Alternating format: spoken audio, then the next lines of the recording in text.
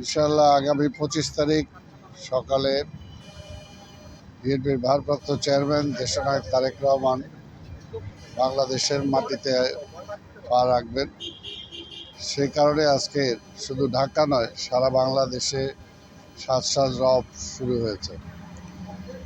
দীর্ঘ 17-18 বছর প্রবাস জীবন কাটানোর পরে আজকে যখন দেশে ফিরে আসছেন এবং ফ্যাসিবাদ মুক্ত স্বৈরাচার মুক্ত বাংলাদেশে, তখন স্বাভাবিকভাবে এটা আমাদের বিএনপির নয়, শুধু সারা দেশের মানুষের মধ্যে এটা একটা আনন্দের বাতাস বইছে।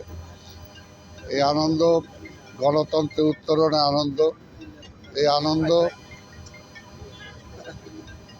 জাতীয়তাবাদী শক্তির আজকে যে কর্ণধার, আগামী দিনের বাংলাদেশের ইনশাআল্লাহ নির্বাচনে যিনি প্রধানমন্ত্রী হবেন, আমাদের সেই নেতা জননেতা তারেক রহমানকে স্বাগত জানানোর জন্য যে আনন্দ। তাই আমরা বিশ্বাস করি আগামী 25 তারিখ কোথায় যে শুরু হবে আর কোথায় শেষ হবে এটা বলা মুশকিল, কারণ সেদিন ঢাকা শহর লোকে লোকারণ্য হয়ে যাবে। শুধু বিমানবন্দর নয়, বিমানবন্দরের থেকে শুরু করে আশেপাশের যে রাস্তাঘাট যেগুলো আছে, আমরা আগেই বলেছি যে আমাদের পুলিশ ভাইরা যারা ট্রাফিক সিস্টেমে যারা আছেন তাদেরকে বলেছি যে তারা যাতে বিকল্প রাস্তাগুলো তৈরি রাখে, যাতে জনগণের যাতে যাতায়াতের কম অসুবিধা করে যতটুকু ব্যবস্থা করা যায়।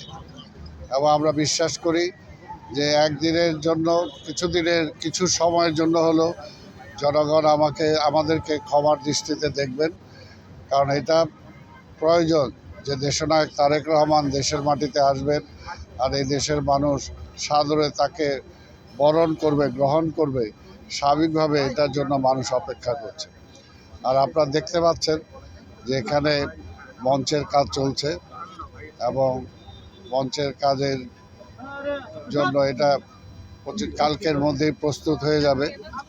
প্রস্তুত হয়ে গেলে তিনি এখানে এসে জনগণের উদ্দেশ্যে কিছু কথা বলবেন এবং সেই সময় আপনারা জানতে পারবেন যে তিনি তার রিয়াকশনটা কি, সে সময় জানতে পারবেন।